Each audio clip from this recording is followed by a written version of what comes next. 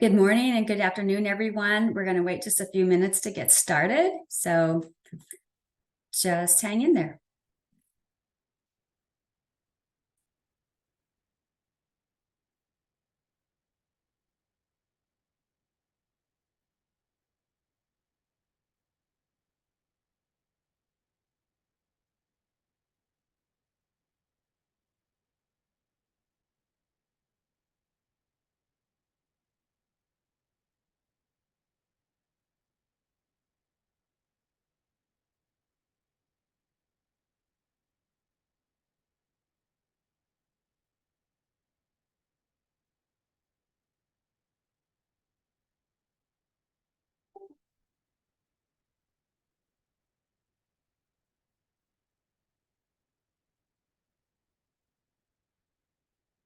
I'm going to give it about one more minute.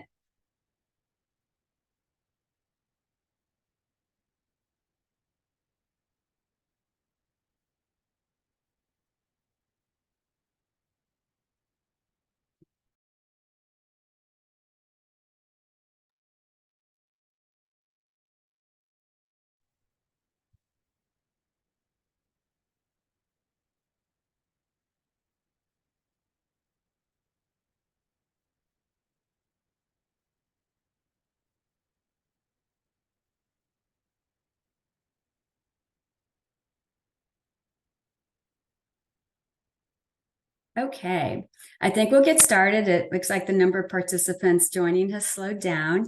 I'm Risa Hannenberg. I'm Deputy Division Director at the Council of State Governments Justice Center. I serve on our behavior health team. And for those of you familiar with Stepping Up, you know I've been working on the Stepping Up initiative since it launched in 2015. We're really excited for this webinar today. I'm kind of feeling like it might be first of a kind, but as we've been working in the space of advancing racial equity, we at the Justice Center and on Stepping Up have tried to stay in close contact with our colleague organizations that are also working in this space so that we can be somewhat coordinated and hopefully not too redundant and working together as we advance this really important work. So what we are kind of referring to this as a virtual vendor hall, so you can pretend like you're at a conference and you're in that big room and you're walking up and down the aisles and stopping to chat with people, because we really do want this to be a conversation. We want you to hear about the things that we have been working on, as well as what we're planning for 2024, so that it might as well also assist you in your planning for your work. We at the Justice Center have been really grateful to be working with Orleni Roja at the Center for Effective Public Policy. She has been advising us as we basically reboot the Stepping Up initiative guidance, the framework, and go back in time a little and go in and create more of an inclusive document, one that considers racial equity as well as the voice of lived experience. Orleni is going to be facilitating the conversation today, so I'm going to turn it over to Orleni. Thank you, Risa, and good afternoon, good morning, depending on where you are. My name is Orleni Rojas. I am a senior manager at the Center for Effective Public Policy, and my focus there, I've been there for 2 years, is really supporting the effort of counties and jurisdictions on advancing racial equity. So anything from beginning to look at data collection, policies and practices, to data analysis, doing racial and ethnic disparities analysis, and then creating frameworks for developing strategies to address those disparities, and in general also to include a racial equity lens in the work that they do moving forward. And in particular, and very important, is also community engagement and how to engage impacted communities in this work to increase the success, as well as how to include the voices of people that have been impacted. And when it comes to the intersection of behavioral health and the criminal legal system or criminal justice system, it's also people who have that dual impact of, experiencing mental illness, as well as being involved in the criminal justice system. And so I'm going to briefly turn it over to our panelists today, our speakers. We're very excited and very thankful for them to come together and share this great information about their organization and what they've been doing this year, but also provide you information about resources and opportunities that are available at this intersection next year. And so I'm going to turn it over to Megan Siwick from NACO. Hi, everyone. My name is Megan Zywick, and I am the Program Manager for Justice at the National Association of Counties, or NACO. My portfolio primarily includes juvenile justice work and behavioral health crisis intervention. I'm based in DC, and I'm excited to be here with you all today. And now Jerry Tuku. Good morning, good afternoon, everyone. My name is Jerry Thuku. I'm a program manager with the American Psychiatric Association Foundation, specifically working on our school and justice initiatives or programming. And I am currently based in, or the organization is based in Washington, D.C., but I'm currently in Alexandria, Virginia. Thank you. Thank you. Now, Allison Badger from NCJA. Hi, everyone. I'm Allison Badger. I am the director for NCJA Center for Justice Planning. For those of you not quite familiar with NCJA, we are an organization that serves the state administering agencies who receive the federal criminal justice funding. And I'm just really happy to be here. We are a fully remote office. We do have a base in DC, but we are all over the country so that we can serve all 50 states and 6 territories in DC. So thrilled to be here. Thank you. Thank you. Lauren Didon from NGA. Hi, everyone. My name is Lauren Didon. I'm the Senior Legal Policy Advisor at the National Governors Association. So happy to be here today. I'm actually representing a couple of my colleagues on our behavioral health team and our public safety legal counsel team. NGA is based in DC, and look forward to hearing the call today. Thank you. And Monica Smith from Vera. Hi, everyone. I'm Monica Smith. I'm the Associate Director of the Beyond Jails Initiative at Vera Institute of Justice. And Vera is a nonpartisan nonprofit organization dedicated to nationwide criminal legal system reform efforts. And our particular focus on our team is based upon eliminating the use of money bail and pretrial detention. And I look forward to speaking with all of you today from our office here in Brooklyn. Thank you. And last but not least, Will Engelhardt from the Urban Institute.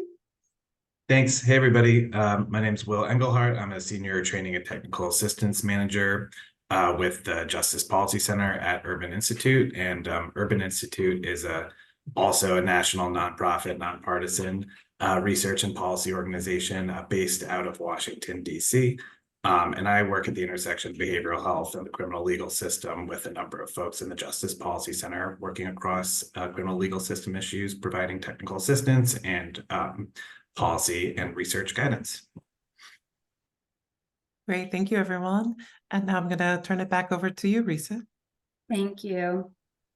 Okay, so I'm going to start off with just a little bit of background about the Stepping Up initiative. I'm hoping that most of you who have tuned in today are familiar with this work. The Stepping Up initiative is the national effort to reduce the number of people with mental illnesses in jails and entering into our justice system.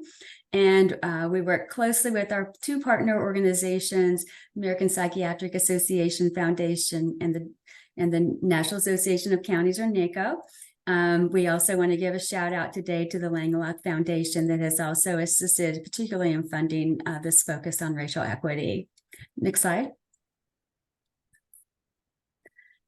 I'm not going to go through this one, but this is sort of the proof in the pudding as far as we've really been at this since 2015, and our kind of our key initiatives, our calls for action through the years. And as we launched in 2015, we moved through in that initial guidance on what we call the 6 questions framework, our 4 key measures, announcing sites across the country who've been named as innovator sites, and then really focusing from 20 to current into 2024 on increasing the lens on racial equity and the voice of lived experience.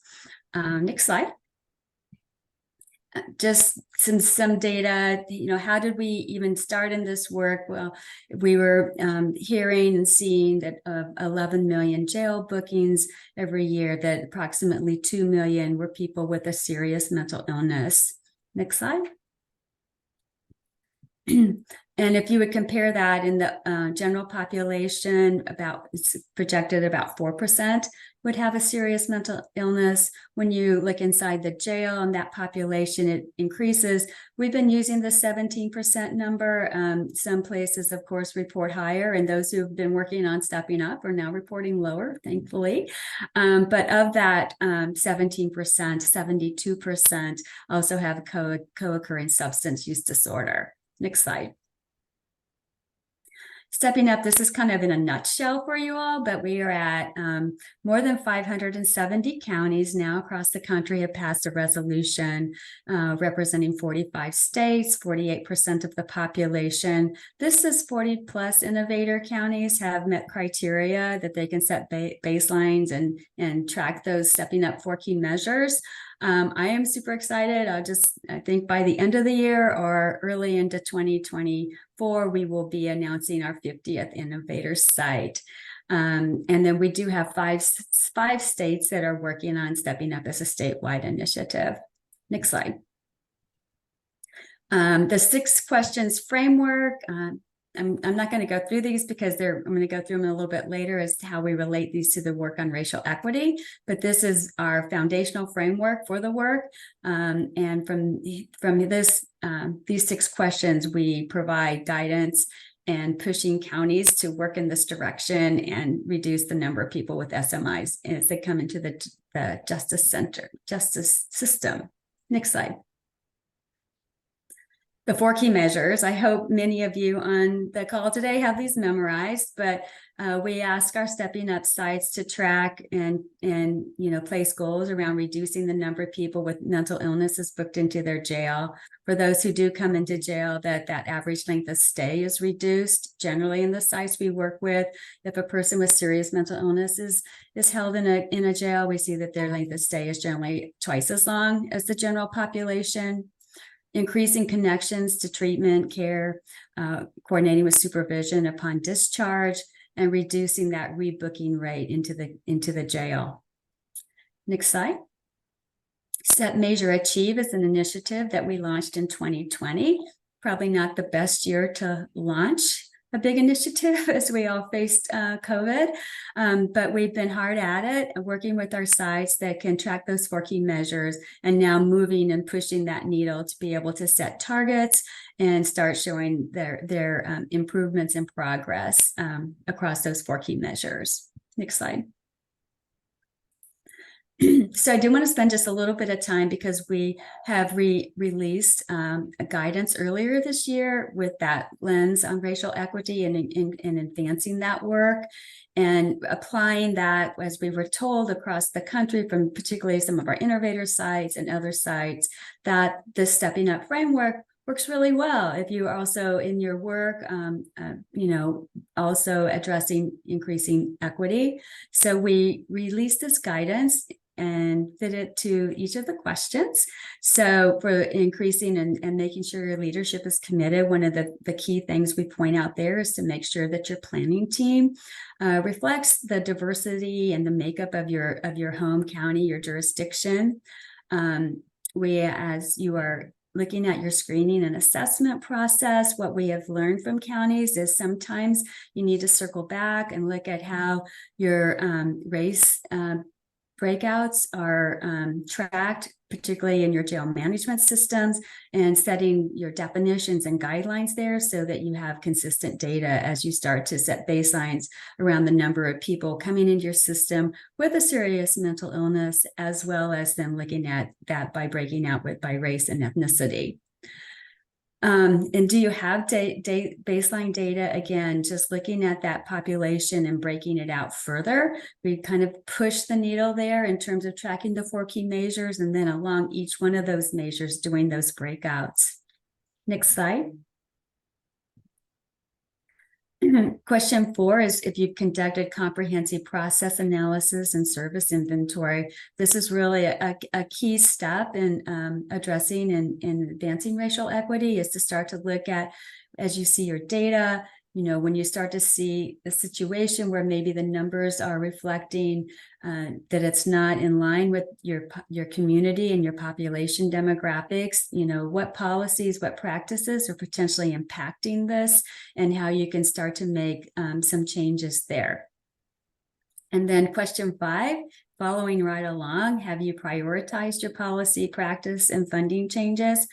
We know that this work can be extremely overwhelming. It has taken, you know, several hundred years to get us to this place. Certainly hope it doesn't take us that long to, you know, improve, but certainly realizing that it can be daunting. And our methodology, we suggest starting small, a one-step, one policy approach, bite-sizing this work, starting to show some progress, and then building on that.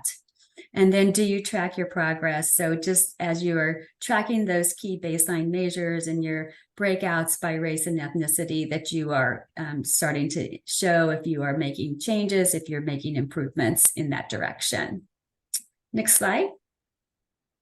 So this is current efforts, which I feel like I've kind of already been talking about, but, you know, we did release the brief earlier this year on advancing racial equity by applying the Stepping Up framework. Shortly, I think after the first of the year, if not before, we will be releasing a completely new updated version of the 6 questions document and that brief and those guidelines, which will now be inclusive of the racial equity lens, as well as including the voice of lived experience in your work.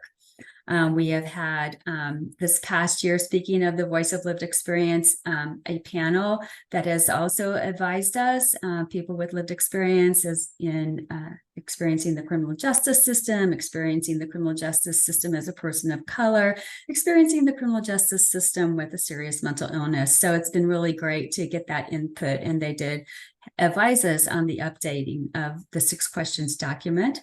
And we also have in place a cohort through the MacArthur Safety and Justice Challenge of sites that are working on advancing racial equity and tracking their work and sharing their progress through briefs and webinars. Next slide.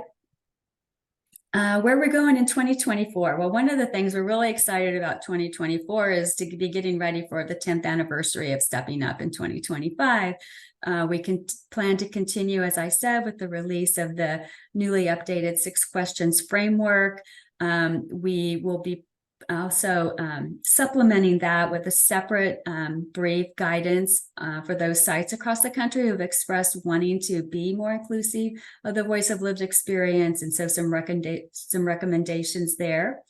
Another document forthcoming is one on what we're calling lessons learned or observations, as we've been doing this work on where we kind of think the state of the field is at, and you know, what has worked in some places that might be able to advise you in your work. And then again, continue with our work through the MacArthur Foundation. Lenny, I think that's it for me. Yes, thank you, everyone. Thank you so much, Risa. So now we're going to turn it over to Megan Sywick from the National Association of Counties to talk about their work.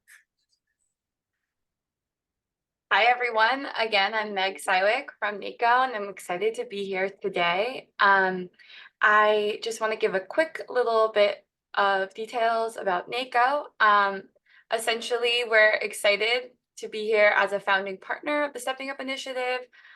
For those of you that don't know NACO, we are a nonpartisan, nonprofit membership association that brings together and elevates the leadership of county governments to achieve healthy, vibrant, and safe communities across the nation.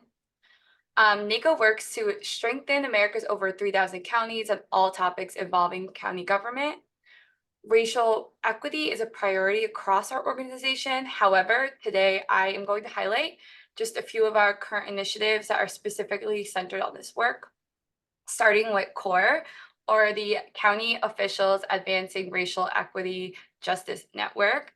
A lot of our names are a bit of a mouthful, so please bear with me. This network is comprised of county elected officials from across the country's country who learn with and from one another during virtual quarterly calls and in-person peer exchanges. Together, they learn about the policies, practices, and programs that could be used to identify and eliminate racial and ethnic disparities in the criminal legal system. The focus is broadly on county justice systems through discussions that have included the intersection with behavioral health and reducing the use of incarceration for those with behavioral health issues. Also featured here is our Opioid Solution Center. This center empowers local leaders to invest resources in effective treatment, recovery, prevention, and harm reduction practices that save lives and address the underlying causes of substance use disorder. Through the center, NACO is developing custom planning, implementation, and peer learning resources to assist counties with utilizing opioid settlement funds to sustain and strengthen the response to the opioid epidemic. One of the 5 principles for the use of this fund from the opioid litigation is a focus on racial equity.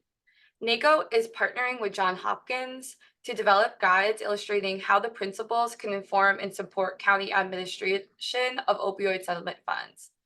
The principles and the 2 quick guides can be accessed at the link, which we will drop into the chat. And as we release new guides, we invite you to visit that page.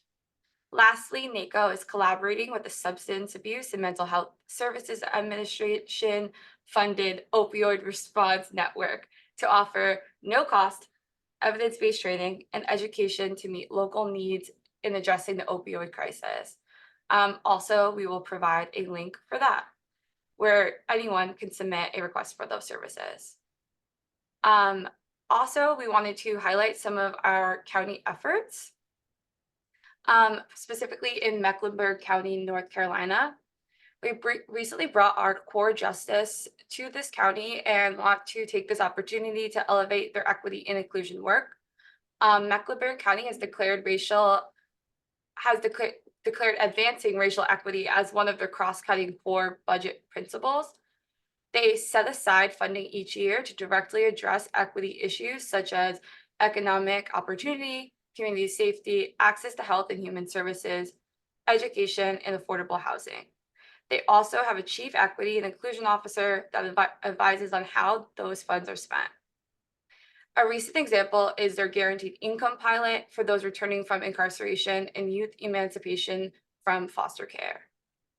Funds have also been invested in starting 2 low-cost/no-cost health clinics. And it's just something that we particularly wanted to highlight as one of the places that is really centering that type of work. On a different end that's not featured here, but I wanted to mention, was our Shaping Crisis Response Spotlight series. We partnered with the Pew Charitable Trust and RAND to detail the progress, challenges, and lessons learned from 911/988 interoperability in 5 counties. So one of these spotlights feature LA County, who is partnering with the University of Southern California's School of Social Work to elevate and evaluate their call transfer program. So early demographic data that they've collected and are currently still collecting indicates that the transfer program reached more men and people of color. So this essentially showed that call transfer has a future in being a valuable tool for reaching populations in which have historically had limited access to behavioral health care. So hopefully that will continue to be a promising effort. Next slide, please. So some of our upcoming work additionally is our CJCC project, or Criminal Justice Coordinating Councils. NACO is partnering with NCJA, who is also on today's call, and releasing 4 briefs and accompanying webinars on how to implement and strengthen CJCCs. One of those focuses will be on racial equity. So we're excited to release those in the future. Also, in partnership with NCJA, we will be launching a separate body of work on racial equity next week, but that's still in the works. Our core peer exchanges, which we briefly touched upon, we have 2 more in the upcoming year, and they will continue to learn about racial equity in their local legal systems. On our website, we have email lists that county officials can join to receive monthly updates on topics related to racial equity in the criminal legal system. We also have our county officials DEI working groups. So over the last few years, NACO has created a handful of resources that we will also drop a link for, including county examples that highlight some of the DEI work. In the upcoming year, we have the DEI focused working groups, which include the professional network that regularly convenes county DEI professionals to share best practices and lessons learned. This is an open and ongoing opportunity for anyone who leads DEI efforts, so please reach out if you're interested. Also, we have the Equity and Governance Working Group, which is a group of county elected officials, administrators, and DEI professionals that are meeting to help determine NACO's next steps regarding racial equity. Lastly, an initiative that I will be helping lead is the County Juvenile Innovation Network. NACO will be launching the County Juvenile Justice Innovation Network, an application-based initiative for counties looking to improve their juvenile justice system. The work will incorporate youth and families with lived experience and will provide TA support and resources toward reducing youth detention and addressing racial disparities. Thank you all for having me on this call, and I look forward to hearing from the other speakers. Thanks. Thank you so much. Now we're going to hear from Jerry. Thanks, Orlani. Hello, everyone. My name is Jerry Thuku. As shared earlier, I'm with the American Psychiatric Association Foundation. My role is I'm a program manager supporting our school and justice initiatives.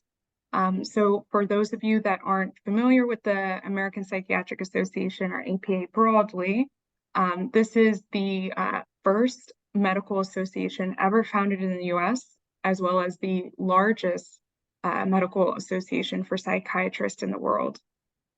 The APA Foundation is the charitable arm of the APA, and through our programs and grant opportunities, we are working towards a mentally healthy nation for all, where you live, learn, work, worship, and play.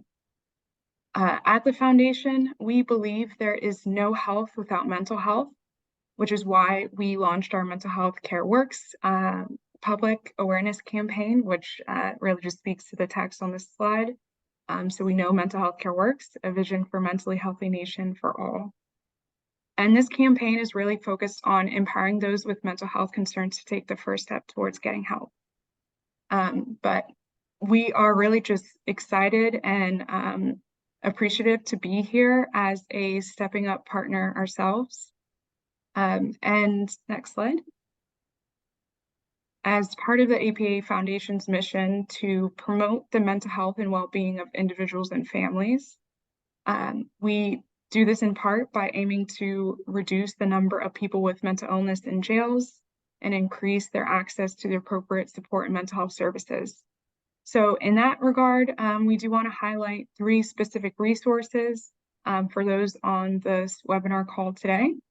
The first is our Mental Health Professionals Guide to their role in the criminal justice system. This was something that was put together with experts in the psychiatry field as well as those working in the criminal justice system. Actually, I don't know if it'll show with the background, but I have it here with me today. But the guide really is focusing on several key areas, but it does also highlight the sequential intercept model, or SIM, to help mental health professionals better understand how they can partner and reclaim our community members from the criminal justice system.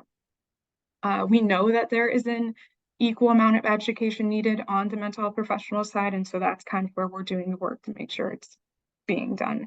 There is a cost to this resource as a pocketbook. It's 43 pages, but we can work with any county on a discounted order. And I believe we'll be putting the link to the professionals guide if you are interested in purchasing it as well. Next, I wanted to highlight what are ACEs.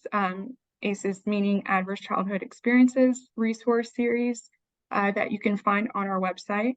So our most recent in the ACEs series focuses on the role of probation officers and how they can utilize the ACEs information to better serve their clients and hopefully reduce recidivism. We also have a resource for judges as well. So definitely feel free to check both of those out. I think they're very helpful. And then finally here, we know that our youth systems continue to see challenges when it comes to responding to mental health and other crisis situations. And we wanted to let our counties and those attending this call know that SAMHSA, through our mental health awareness training grant, has allowed us to expand our target areas, which originally was 5, and now it's the entire United States and its territories.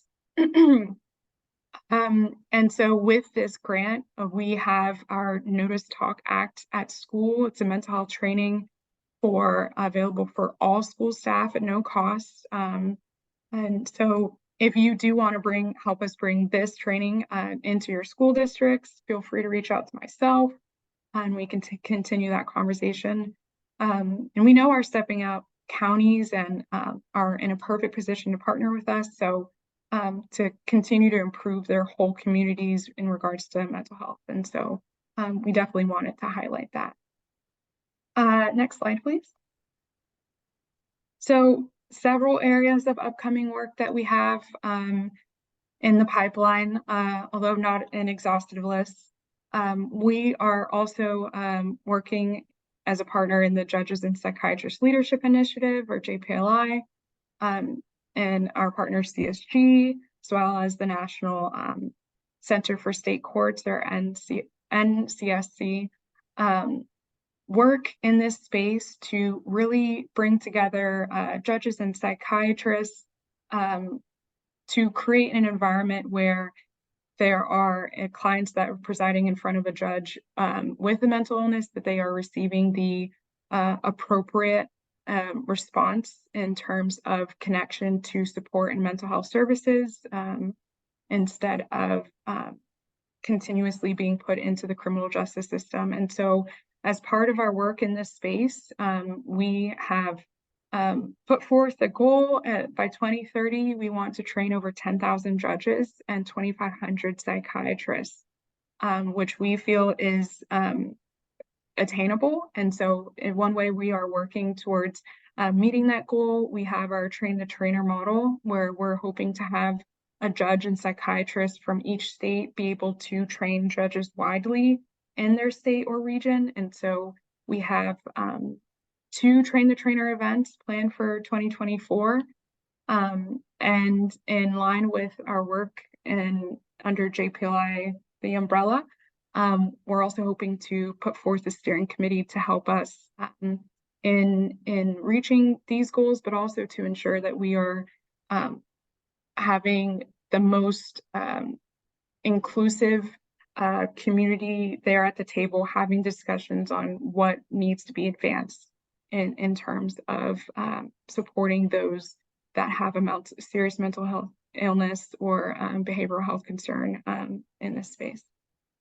And we also have our Justice Fellows Work Group. So the APA and the foundation, the APA Foundation, has several psychiatry resident fellowships. And so the foundation, and specifically our justice programming, has our own work group composed of 8 for this year, psychiatry residents who are coming together to collaborate on creating several resources to help address the gaps that they've identified.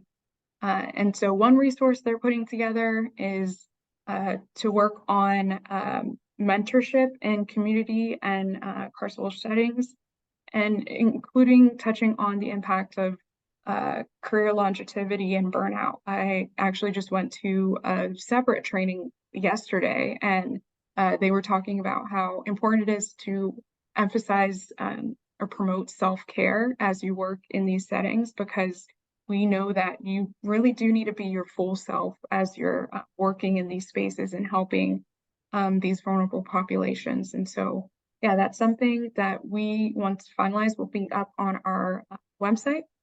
And then lastly, I did want to mention we have our, the APA has their annual meeting, which will be in May in New York City.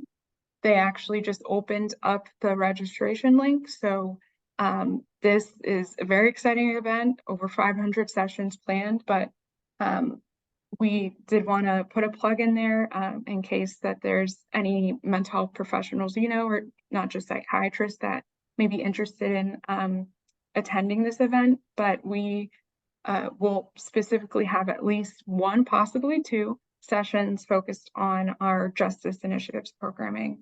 But that is all that I came to share at this webinar, but we have a lot more exciting things in the works for 2024. But thank you all for listening, and I look forward to hearing from the rest of the presenters today. Thank you. Thank you, Jerry. So now we have Allison from NCJA.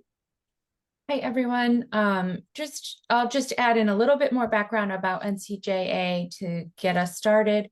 As I mentioned earlier, we are the National Association for Burn JAG state administering agencies. So we are a membership association, but we are also a training and technical assistance provider for both Burn JAG and Burn SCIP, which is a new funding source that came out recently centered in crisis response. And so the Center for Justice Planning is the TTA provider for both Burn JAG and Burn SCIP.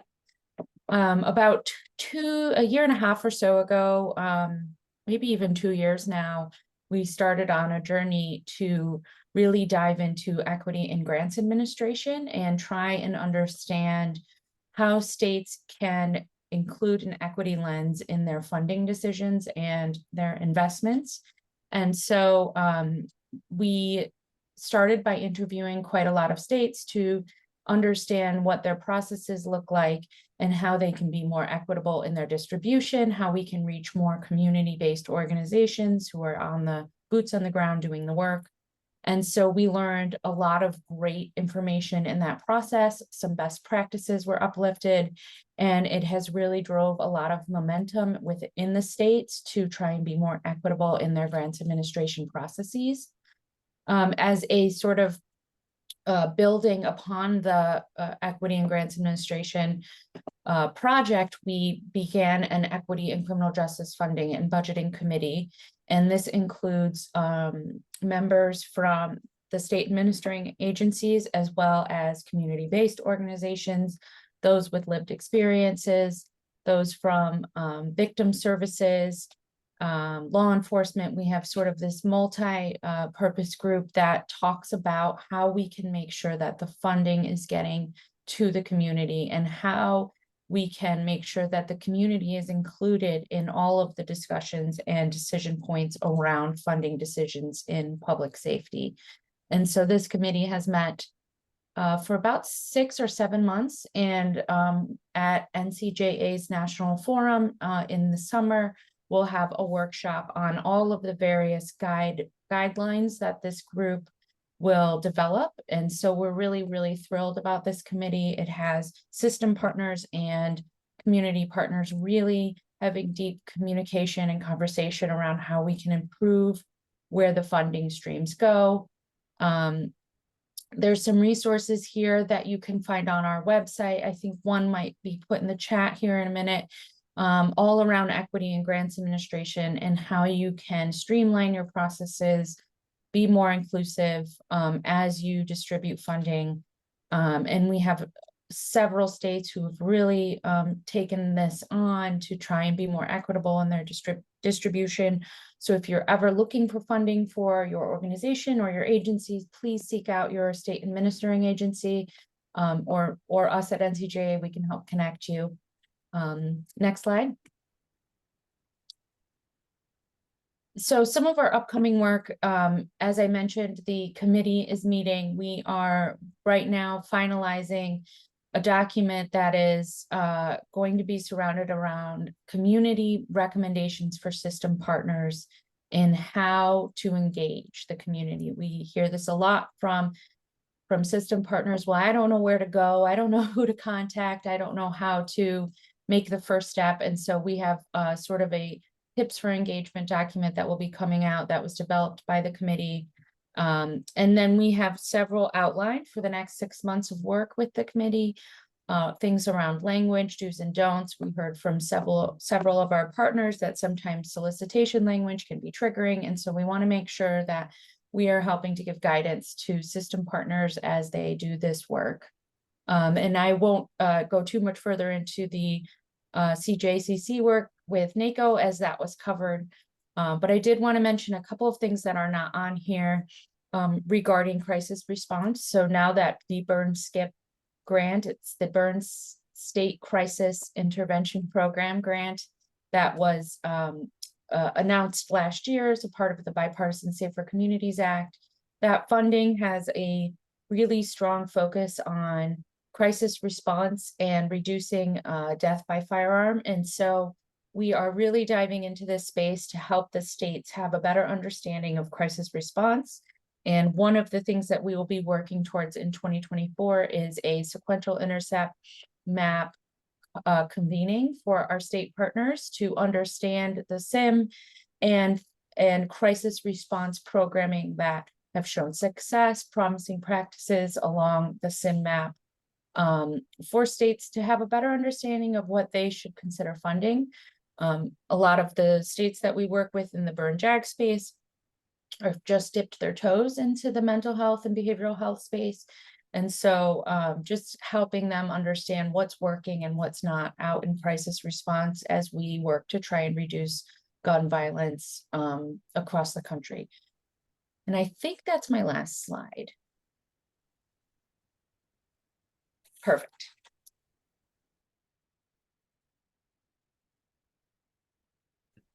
Thank you so much. And now we have Lauren Leon from the National Governors Association.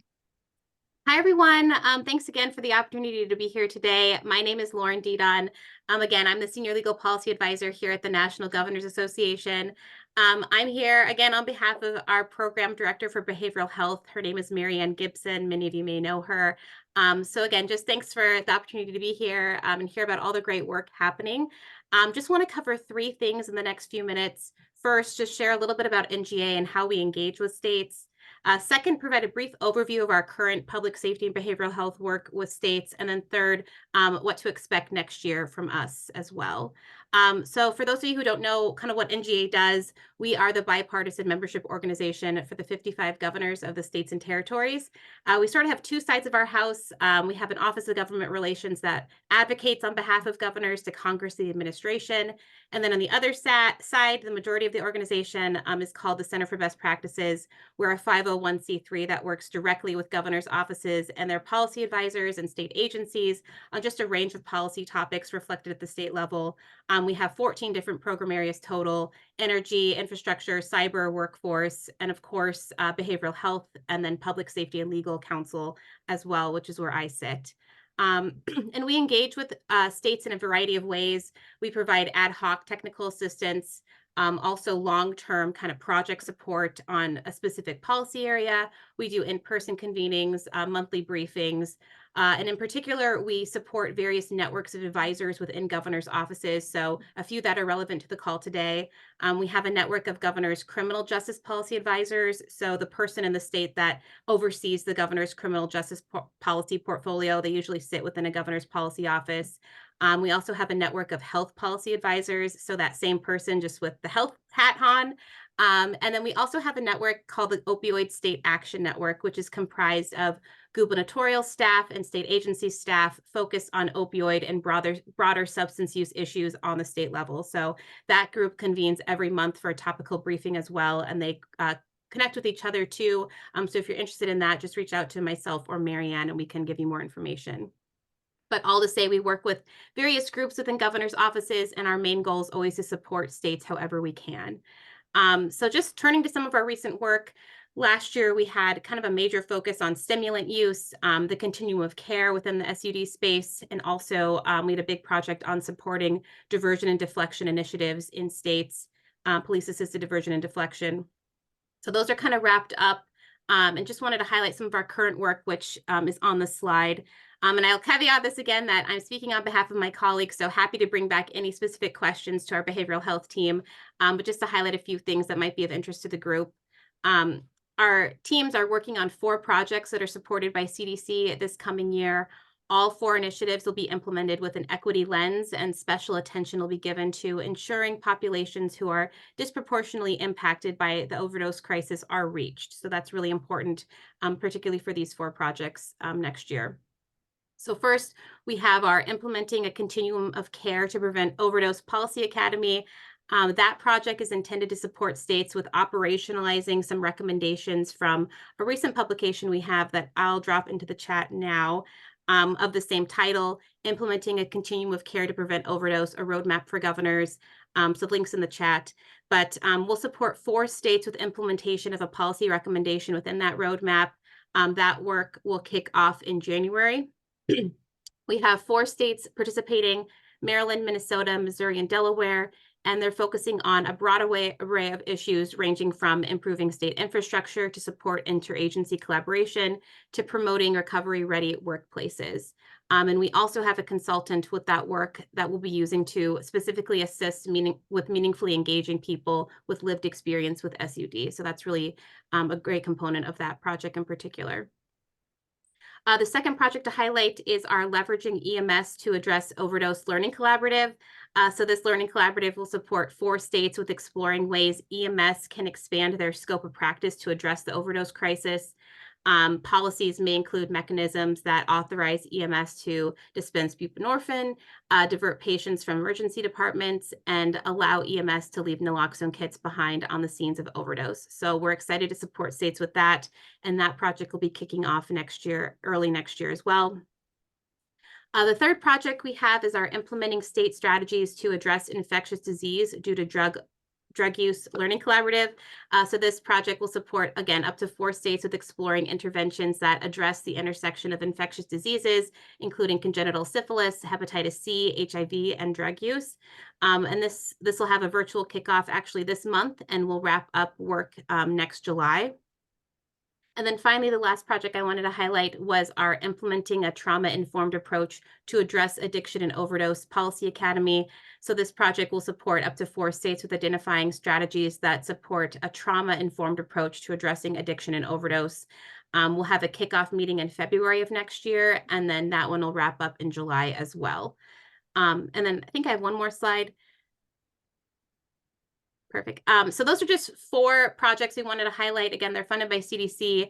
The projects generally have a similar structure as we work with states. So it's a competitive process to apply. Governor's offices apply to participate, and they must put together an application that discusses, what they hope to accomplish, their challenges, goals, and then they compile a state team from different parts of state government, including the governor's office, to kind of steer the way. There's usually a kickoff meeting that will bring all those state teams together for a meeting to learn from various experts and each other. And then we do some action planning and goal setting for the duration of the project. And after that kickoff meeting, NGA will work with states on fine tuning and implementing those action plans, whether it's on kind of monthly check-in calls or responding to specific research requests, or connecting with other experts that we've used as part of the program too. And we like to keep the state cohort kind of informed of each other's progress, since we know that we so often learn so well from each other. And we'll do some project all-state calls as well. And then at the conclusion of the project period, we'll bring states together again to share their successes, accomplishments, and challenges, and then write a letter to inform the governor of the state's accomplishments. So in addition to those projects, we also have others in kind of our public safety world, others kind of in the drug world as well. We have our Opioid State Action Network briefings that we do. So again, if you're interested in those, just let us know and we'll provide more info. And happy to connect with anyone and connect anyone with our behavioral health team if I'm unable to answer any questions, but just appreciate your time and being here today. And thank you. Thank you so much, Lauren. Now we have Monica from Vera. Thank you, Orlini, and thank you all for having me here today. I just want to highlight a couple of our efforts this year throughout institute-wide, not just on our Beyond Jails initiative. And so in New Orleans, Vera's Redefining Public Safety and Vera Louisiana teams worked with the City of New Orleans Department of Health to develop an alternative dispatch model that will deploy a community-centered crisis response team to assist a person experiencing a mental health crisis or drug overdose. And with Vera's guidance and support, the City of New Orleans recently launched the Mobile Crisis Intervention Unit, or the MCIU, which responds to 911 calls involving a mental health crisis. And also, as a part of this work, Vera designed a community advisory board for the MCIU with a clear role and group process. The CAB, which we call it, received applications from more than 26 interested New Orleanians with a range of professional and lived experiences, and they will promote community education around the MCIU and help ensure the program activities reflect the insights of directly impacted community members. In addition, Vera advised the New Orleans Department of Health with data collection and sharing practices to promote data integrity and advance the development of public-facing data dashboard. Like the CAB, the dashboard will promote community education and transparency. It will also help operational partners make data-informed decisions on a day-to-day basis. And then in our work on the Beyond Jails initiative at Vera, we certainly believe that counsel should be present at the initial appearance or whenever a person's liberty is at stake. And indeed, the National Institute of Corrections has identified having counsel or an attorney present at initial appearance as a hallmark of an effective pretrial system. Realizing this, the Beyond Jails initiative has partnered with a local nonprofit in Fort Worth, Texas, which is Tarrant County, Texas, to stand up their public defender's office, as they are the largest county in the United States without a public defender's office. And specifically, this office will aim to serve 75% of their clients will be people with a mental health diagnosis or people in which their competencies to stand trial has been raised. A study of representation at first appearance in Baltimore found that represented defendants were over 2.5 times more likely to be released on recognizance, were more than 4 times more likely to have their bond reduced, and the average amount of their bond reduction was over 6 times greater than those without an attorney. And then similarly in Allegheny County, Pennsylvania, a pilot project providing public defenders at arraignment during evening and overnight shifts found that judges use monetary bonds 39% less in those cases than when defendants were not represented by counsel. And so we're certainly very hopeful that in Fort Worth, Texas, that with the government and community support, the Tarrant County Public Defender's Office will experience similar success and an overall reduction in their pretrial jail population. Next slide, please.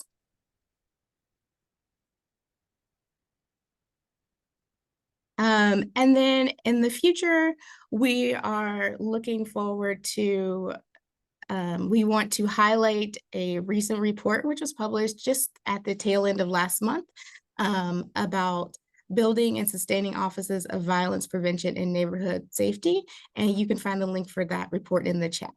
We know that there are now 48 city or county levels of Office of Violence Prevention and Neighborhood Safety operating across the country, and at least 10 more in development.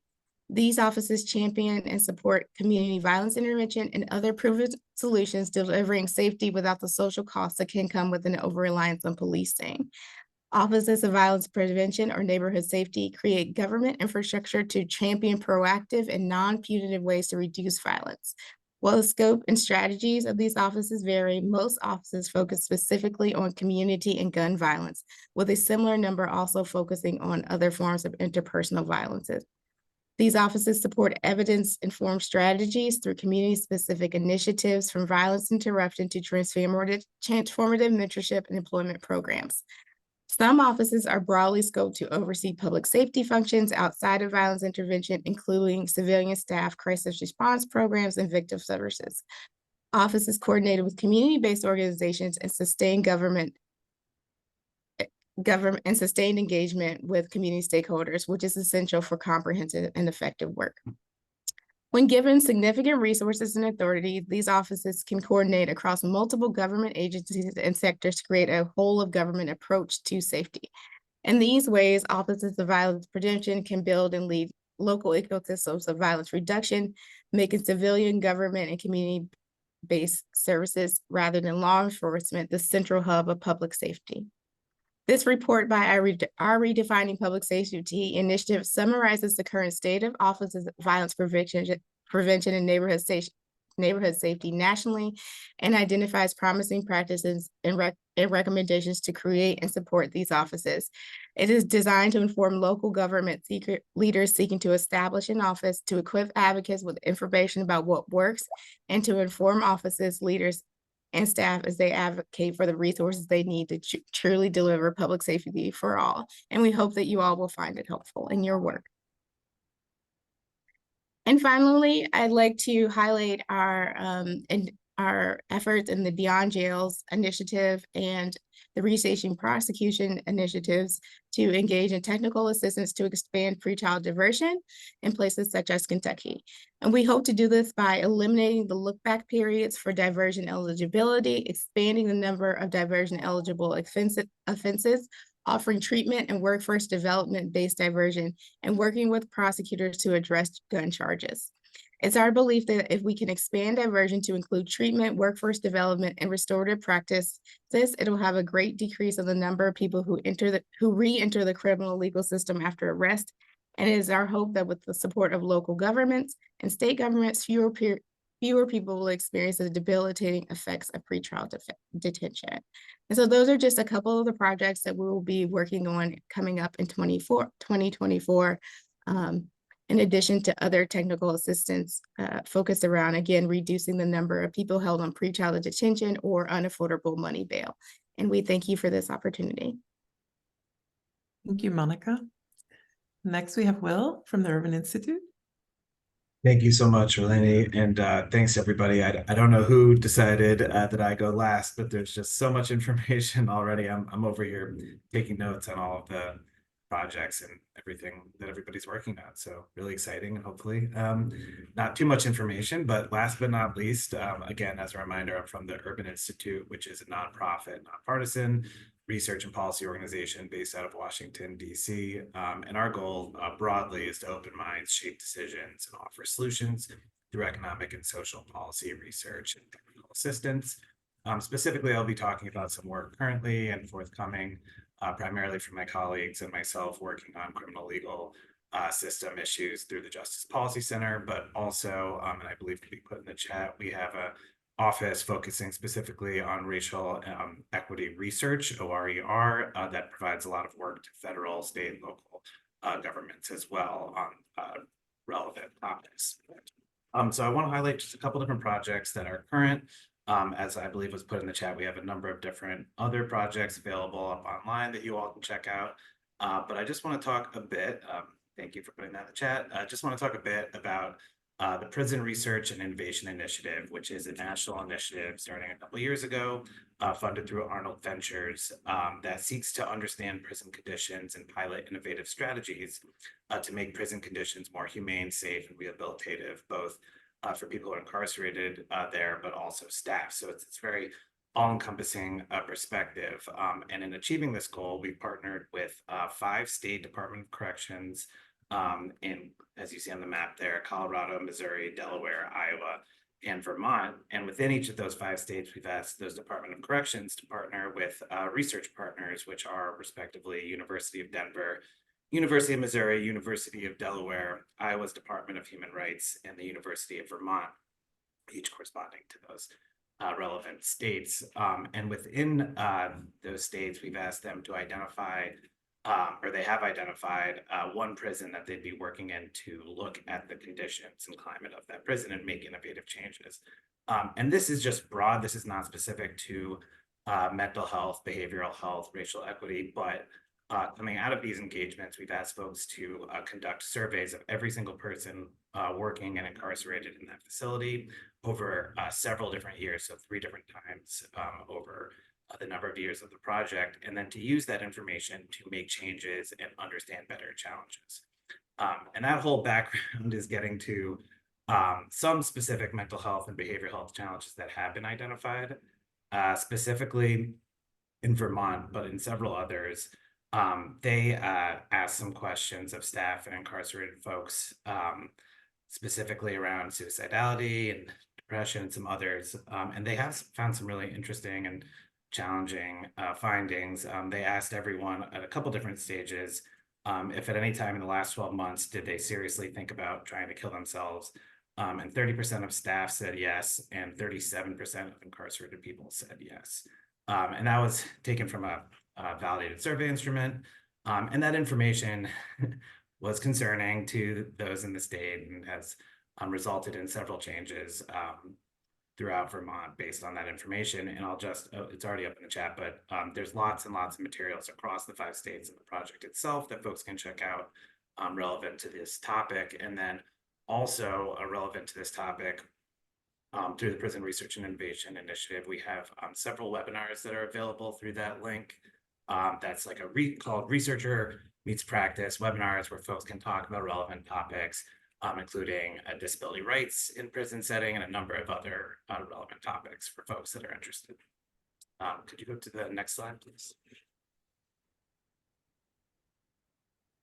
Thanks so much. And then we're also just regularly releasing reports relevant to behavioral health and racial equity related topics. So I'm just highlighting one that I released somewhat recently with funding from the MacArthur Foundation through the Safety and Justice Challenge Research Consortium, where we worked with Durham, North Carolina's misdemeanor diversion program to evaluate the impact of the program.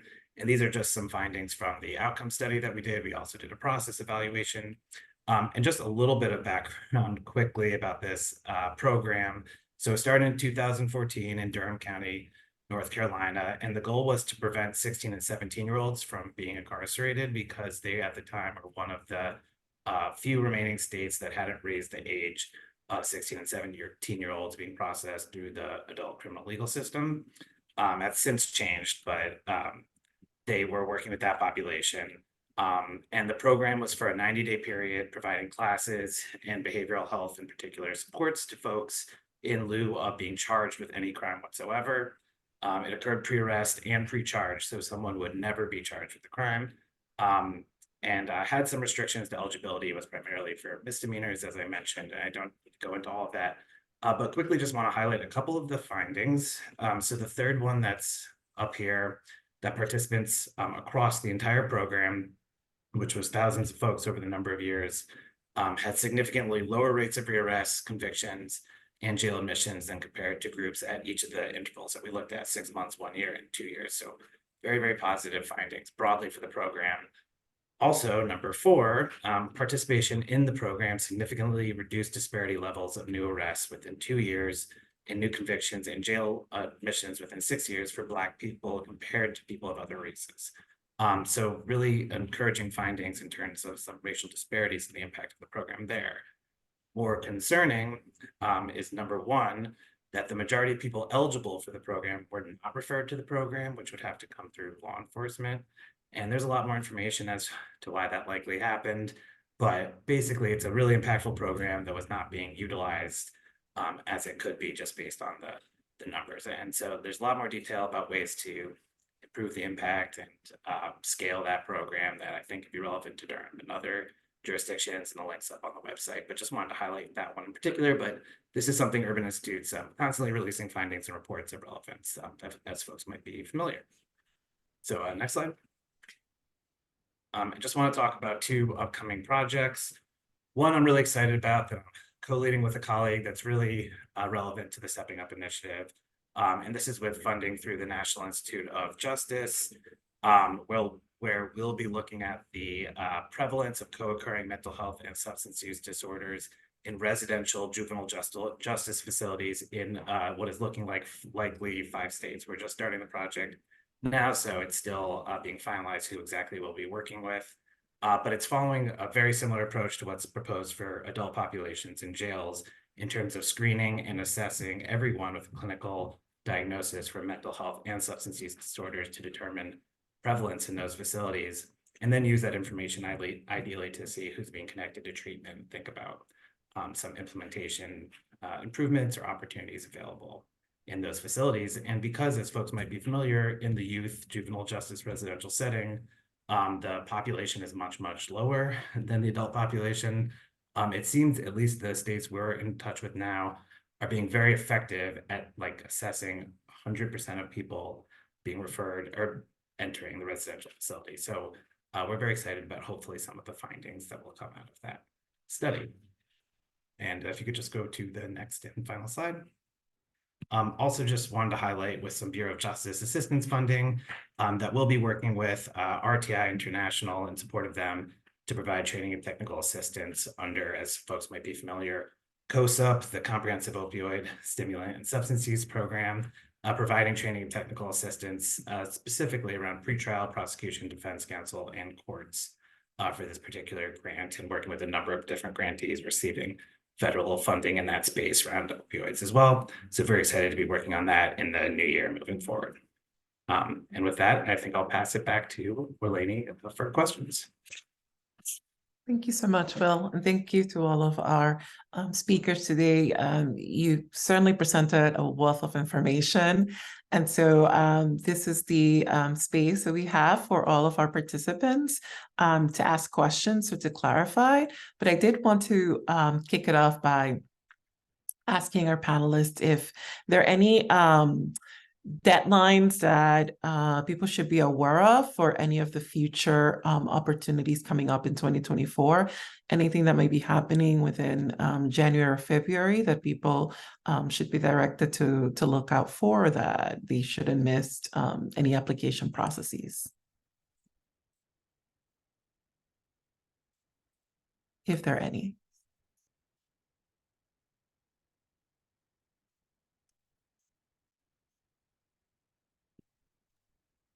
Hi, everyone. Our Juvenile Justice Initiative has not launched yet, but we suspect it will launch at the end of this month or beginning of January, but will definitely close probably February. So just be on the lookout on our website, or if you want to send your email, I can email directly once that's live. Thank you. Great. Thank you so much, Meg.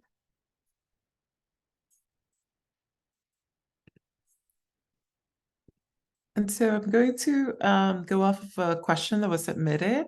And it goes like this: do any organizations focus on those with co-occurring diagnoses, such as intellectual disabilities and mental health? I have a step back from our local Stepping Up program due to the lack of interest and support. Those diagnosed with a co-occurring disability. Individuals diagnosed with a disability are the largest minority group in the United States. With the closing of institutions, we have seen those individuals moved into the criminal justice system. In the last year, I've had conversations with staff in jails and prisons across our Midwest states, and staff estimate 70% of inmates are diagnosed with a disability and or co-occurring mental health diagnosis, but the criminal justice system does not require disability questions during intake. So are any organizations working with folks that have intellectual disabilities co-occurring with mental health or other behavioral health concerns?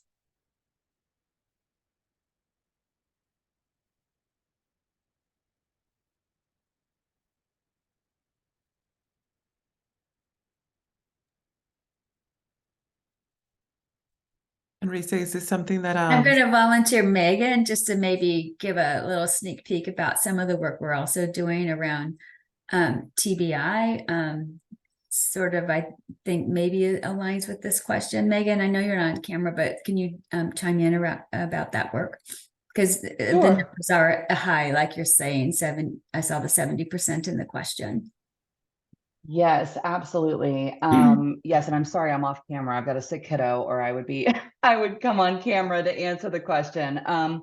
So yes, we actually are wrapping up a project that we partnered with several brain injury organizations and subject matter experts and so forth. And that was funded as part of our work through BJA, the Bureau of Justice Assistance, to really look at the intersection of brain injury and the criminal justice system. And the goal of that project was to really understand what are best practices happening in the field and what are key recommendations that we can generate for the field moving forward to better identify and address those needs among those folks coming into the system with a brain injury.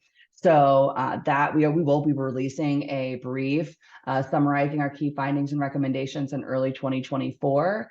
Now that is specific to brain injury, but of course it does, in the brief, we certainly do talk about the overlap in symptomology and so forth with individuals with IDD and DD and, many other, of those scenarios where folks are coming in and oftentimes it gets missed or potentially misdiagnosed. So that is something that CSG is working on, and there will be a written product specifically around brain injury coming out in the early part of 2024. And I'm happy to answer any of the questions about that, or we can follow up accordingly afterwards.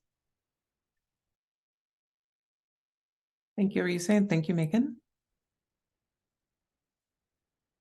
I believe that this is still an intersection where when I was in the field about 10 years ago, we had a lot of issues in connecting people to services and having enough resources. So there seems to be still potentially a gap here. So something to keep in mind.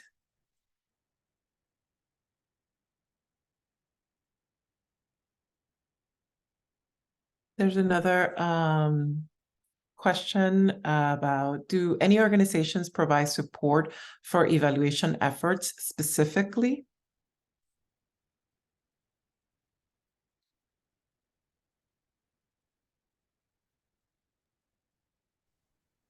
Probably not directly answering this question, but we do, when we work with states, they're usually for like a 6-month period. Sometimes we have longer engagements that might be a year. And so we have to be thinking about, how are we evaluating outcomes?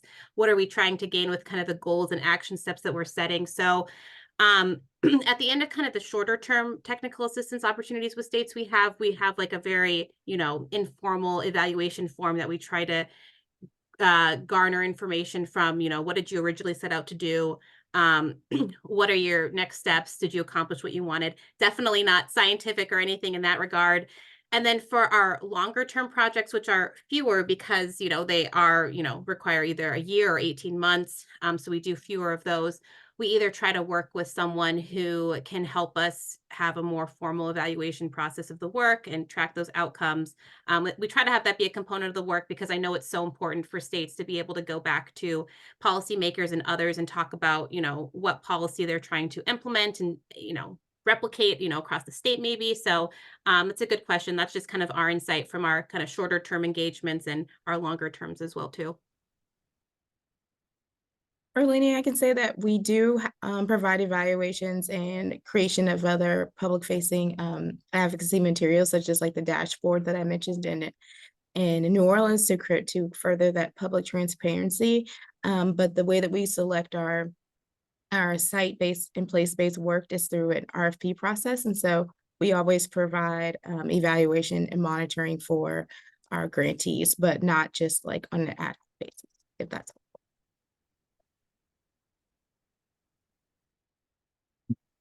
Also, just noting similarly that Urban conducts a lot of evaluations and partners with a lot of communities and organizations in conducting evaluations. And so that Durham evaluation was through a particular funding source. And then the presentation that I gave on co-occurring disorders in youth facilities is also an evaluation partnering with organizations through NIJ funding. And then, so a lot of the work is evaluation related. What's a little hard to respond to the question is there's just varying ways in which we partner with organizations and identify funding sources. And oftentimes we're going in with organizations to identify external funding sources for that evaluation. So I don't know if that answers the question, but feel free to reach out if you have any specific evaluation questions. Myself and my colleagues spend a lot of time on evaluations. I work about half-time technical assistance projects and half-time evaluation work.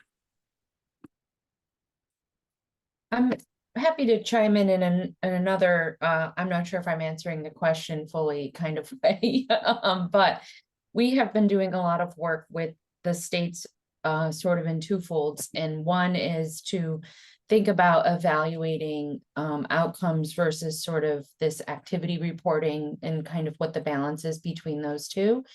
and encouraging the states to include extra funding for new programs to help them be able to evaluate their work so that they can have sort of a sustainable path for future funding with an evaluated program.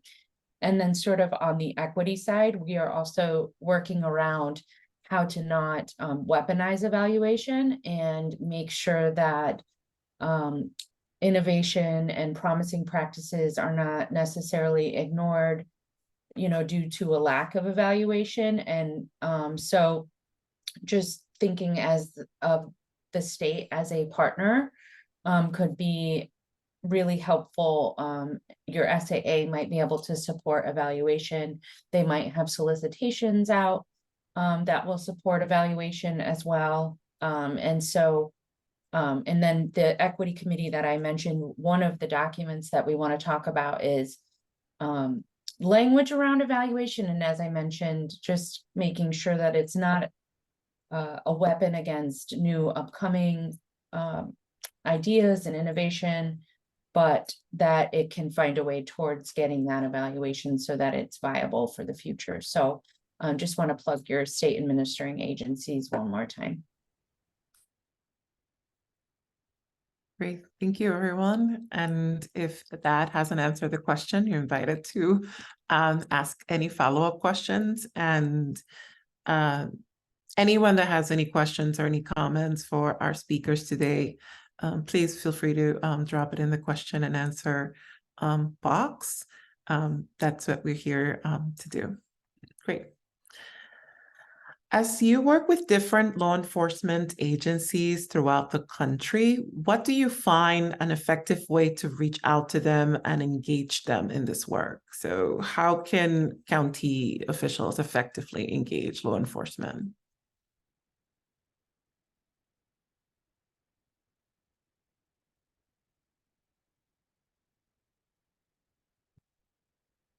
Perhaps yep, Allison.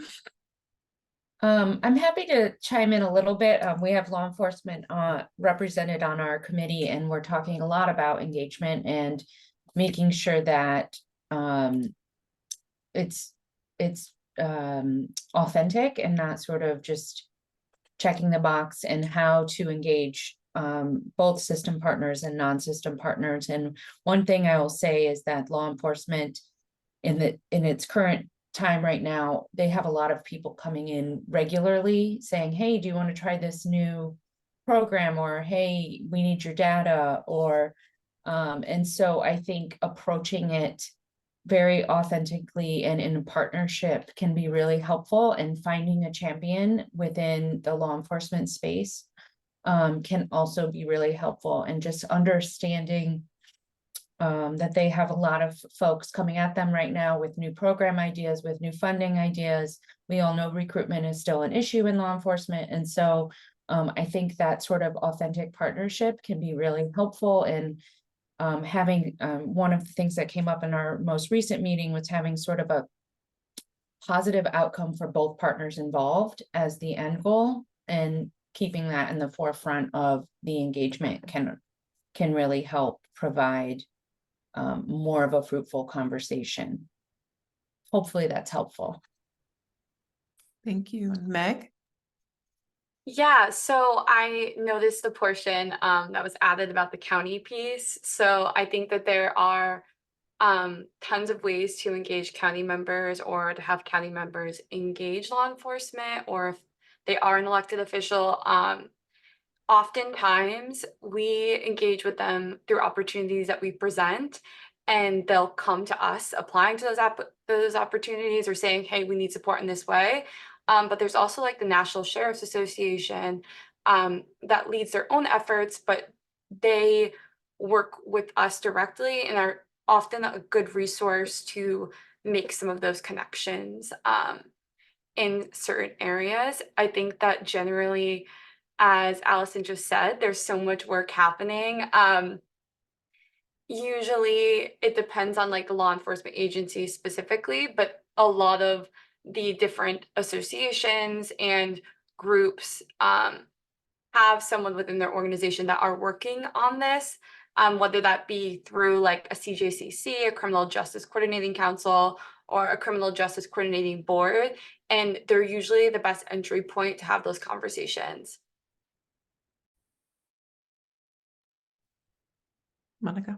Yeah, I was just going to say briefly, I think one thing that we've experienced is that there can be usually, law enforcement is a locally elected official, and there can be some breakdown between the local government leaders and the local law enforcement. And then also sometimes and often in our work, we see a breakdown even between local law enforcement and like the local courts and judicial branches. And so one thing that we try to engage in deeply is kind of bridging that gap and having conversations with local town council people and local mayors and saying to them, you maybe should care about your policing practices because that's having an impact upon your jail budget, which is having an impact upon your overall county operating budget. And so we try to and then engage law enforcement and say, do you understand that, your practices that you're engaging in are having a significant impact upon your county budget, and try to go that way. And then also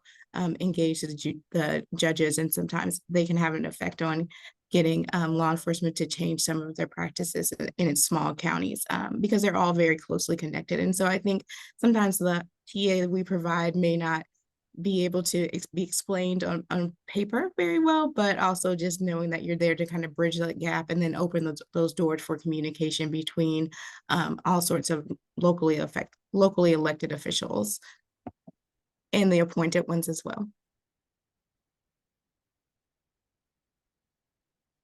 Thank you, Risa.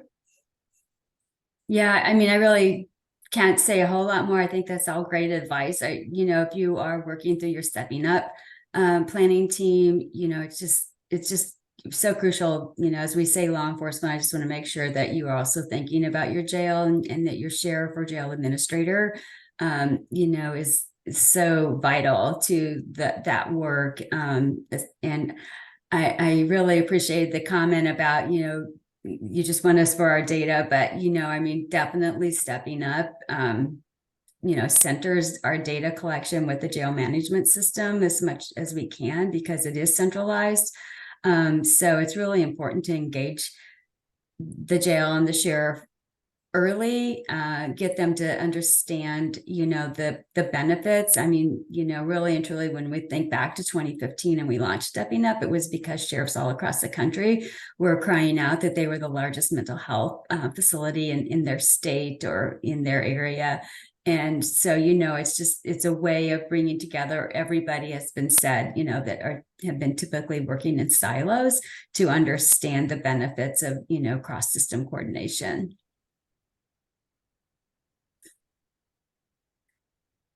Thank you. And so we have another question. I'm wondering if there have been opportunities for validation of risk assessments as TA projects.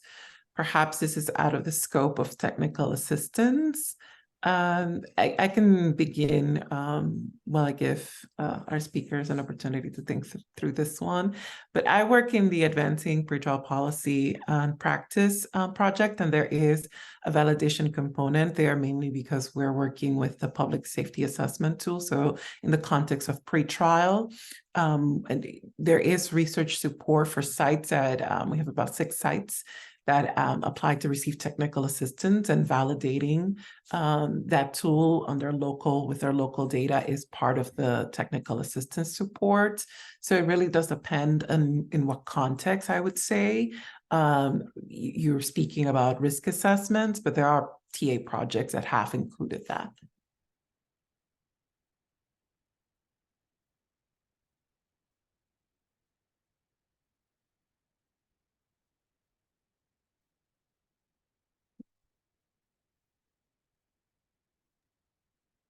This is again not directly answering the question, but just I put in the chat a brief some of my colleagues wrote the other year on evaluating criminogenic risk assessment tools while considering some of the racial equity challenges associated with them. So. Thank you, Will.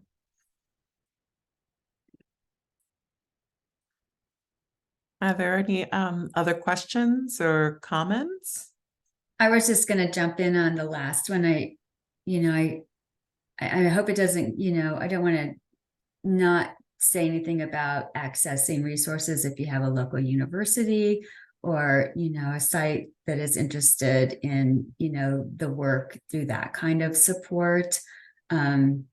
Because I'm only guessing that this question is coming from a situation where you have implemented a validated tool, but you want to make sure that that validation carries through to your jurisdiction, right? And so, that is why I'm just thinking if you might want to access some local assistance for that work. Yeah, whenever we've had a risk assessment tool as part of a component of one of our projects, we've had like a local university partner kind of assist with that or partner with us on that.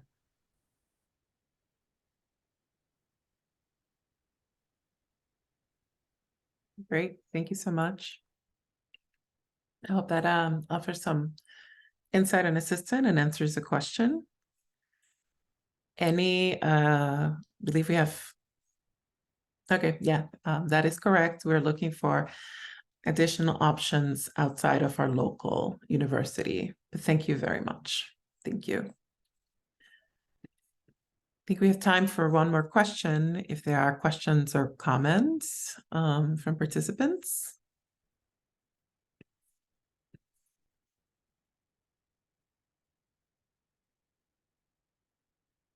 And if not, if our speakers have any final things that they'd like to share, anyone that remember or recalled anything, this is again a space and opportunity for that before we close.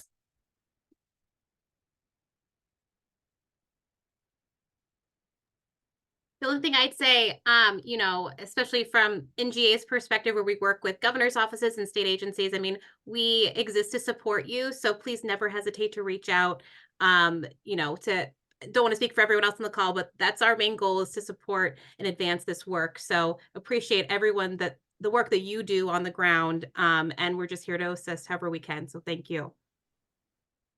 Yeah, I wanted to second that with Nico. If you ever have questions, reach out. You're welcome to reach out to me or someone generally at NACO, because we have a research team that will research the question as well if we don't have the answer. And overall, I know several of the people on the call and we all talk regularly. We regularly have these meetings. So if we don't have an answer, we'll find an answer. So please reach out to ask those questions. I just want to say on behalf of the work around Stepping Up, please visit the Stepping Up website. And one of the things we really work hard on, and I know Mark's on the call today, is keeping our Stepping Up Strategy Lab up to date with some of the newest examples, things you can borrow, steal from in terms of policies and practices and, on the ground work that's proving to be effective. So it's a great place to just look around and then if you would want to be connected to another site across the country, a Stepping Up site, to learn or talk directly with them, we're always happy to do that for you as well.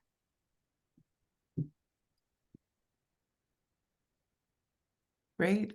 And thank you so much, everyone who participated and who joined us today. I hope that this information is helpful. We are going to be sharing the links that were dropped in the chat today. Really highly encourage you to go to the websites of these organizations to get more information on the work that they've been doing, as well as the upcoming work and opportunities for 2024. I think this is the reason that we wanted to bring all of this to you and all of this together, all these organizations, was so that you can see what are the resources, what are the things that people are working on when it comes to these important topics, and to make those connections with you. And so feel free to reach out to me, to reach out to any of the speakers here today, and go forth and look on their websites and ask any questions that you may have or any follow-up information that you may need, and definitely take advantage of the upcoming opportunities in 2024. Thank you, Orleni, for being our facilitator today, and just everybody wishing you a happy holiday season, and thank you again. Yes, happy holidays.